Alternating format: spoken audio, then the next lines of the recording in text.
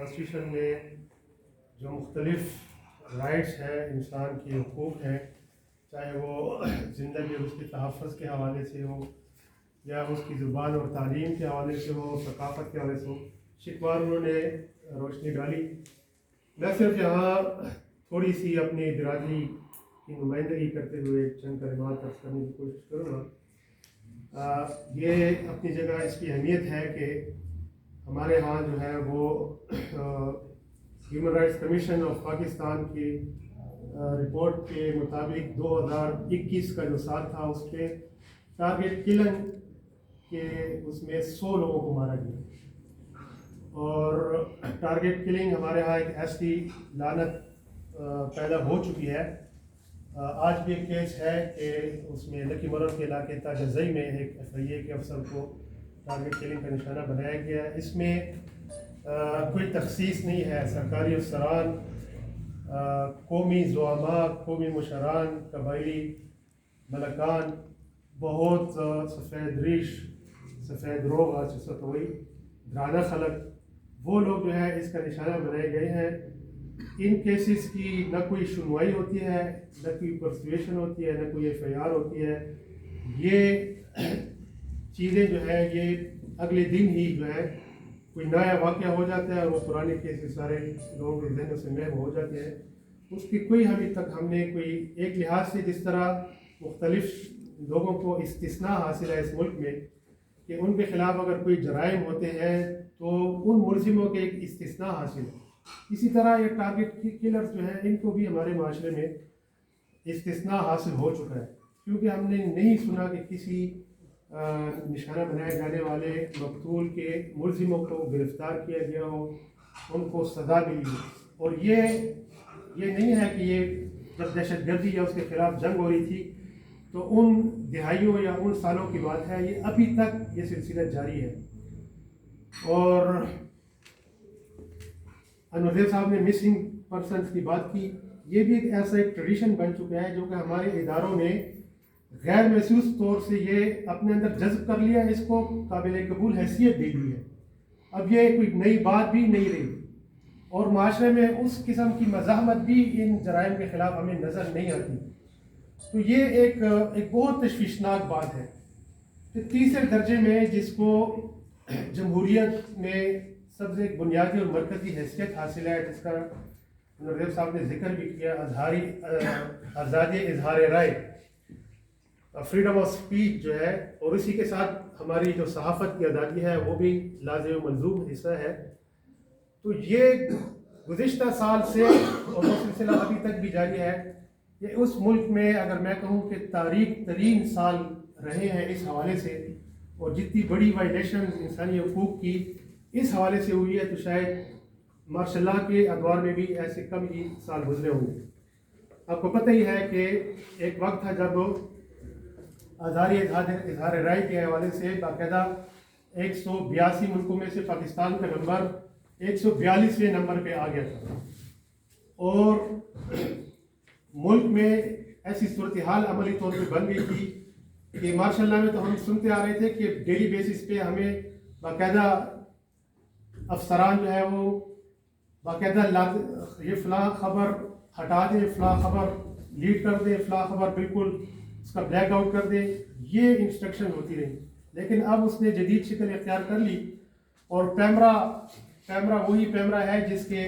Chairman Absar عالم کو 2021 میں ہی گولی کا نشانہ بنایا گیا، یہ ہمارے دارالحکومت اسلام آباد میں ان کو زخمی کیا گیا۔ تو اس پیمرا کے ذریعے اداروں کو جو ہے پریشرائز کیا جاتا رہا، فلاں بندہ جو ہے ایسا پرسن اس کا پروگرام آف ایئر کر دیں، فلاں بندے کا انٹرویو نہ جانے دیں۔ آپ کو پتہ ہے کہ آصف علی زرداری کے انٹرویو جو حامد میر نے لیا تھا کیپٹل ٹاک کے لیے، وہ عین موقع پر چلانے سے کچھ ٹائم پہلے وہ روک دیا گیا۔ اسی طرح جو خود حامد میر کو کئی مہینوں تک، جب تک یہ پچھلی جو عمران خان کی حکومت تھی وہ رہی، تو آخر تک ان کو آف ایئر رکھا گیا۔ یہ آزادی اظہار رائے یا آزادی صحافت ہماری جمہوریت کی بنیاد ہے، ظاہر ہے کہ اس سے پہلے انسانی جان محفوظ رہے گی تو اظہار رائے کی آزادی کو وہ استعمال کرے گا. یہ چیزیں لازم و ملزوم ہیں. آپ اگر زندہ لاشیں بھی ہیں اور آپ کو آزادی اظہار کی آزادی نہیں ہے, حق حاصل نہیں ہے, تو قبرستان جس طرح خاموش رہتا ہے, یہ معاشرہ بھی خاموش قبرستان کی طرح, اس میں نہ کوئی آواز اٹھے گی, نہ کسی کو چیلنج کیا جائے گا. تو یہ وقت تھا 2021 کا کہ آزادی اظہار رائے اور آزادی صحافت کے حوالے سے جو انٹرنیشنل ایک 27 حکمرانوں کی فہرست جاری کی گئی, اور بڑے جو انٹرنیشنل میگزین ہے ان کے ٹائٹل پیج پر ان کی تصویریں شائع کی گئی. ان میں ایک ہمارے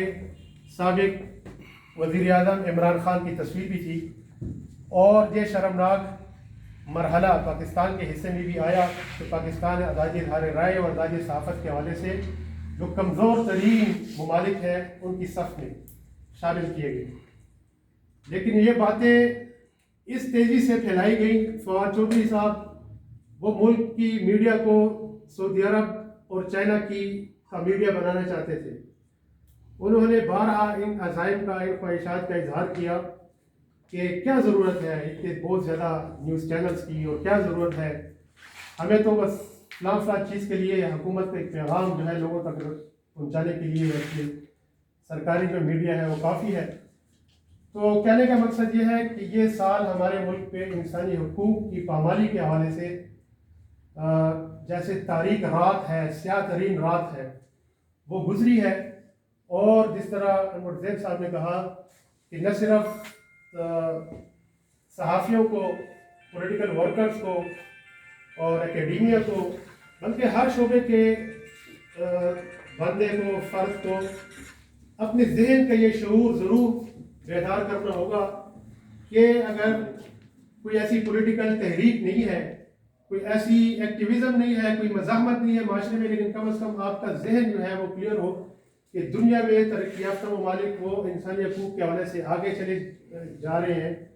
ہم سے زندگی کا حق بھی چھینا جا رہا ہے, ہم سے رہنے کا حق بھی چھینا جا رہا ہے. گمشدہ سال و سال سے گمشدہ مسنگ پرسن کے نام پہ اچانک کہیں سے ان کی کوئی لاش برآمد ہو جاتی ہے, اور نہ ہی جو اظہار رائے کی آزادی اور آزادی صحافت کی آزادی اس کا استعمال آپ کر سکتے ہیں. بظاہر ہم ایک معاشرے میں رہ رہے ہیں, لیکن زندہ لاشوں کے سوا ہماری کوئی شکل و صورت نہیں ہے. تو انتہائی تشویشناک ہے. اب یہ سلسلہ میرے خیال میں کوئی زیادہ تبدیل نہیں ہوا اداروں کی سطح پر, کیونکہ ارشد شریف تو اسی سال میں مارا گیا ہے. ٹھیک ہے, اسد طور کے ساتھ یا جو مطیع اللہ جان کے ساتھ یا دوسرے صحابوں کے ساتھ زیادہ چینجنگ نہیں آئی ہے. چاہیے یہ کہ اس صورتحال میں واضح فرق ہو, اور ایک عام بندہ ان آزادیاں جن کا آپ کو آئین نے یقین دہانی کروائی ہوئی ہے وہ استعمال کرتے ہوئے کسی ڈر خوف کا سامنا نہ کرنا پڑے اس کو, اور ان بنیادی حقوق کا نہ صرف یہ کہ پرچار کیا جائے بلکہ استعمال میں بھی لایا جائے اور ساری دنیا اس کو دیکھے. بہت شکریہ, بڑی نوازش.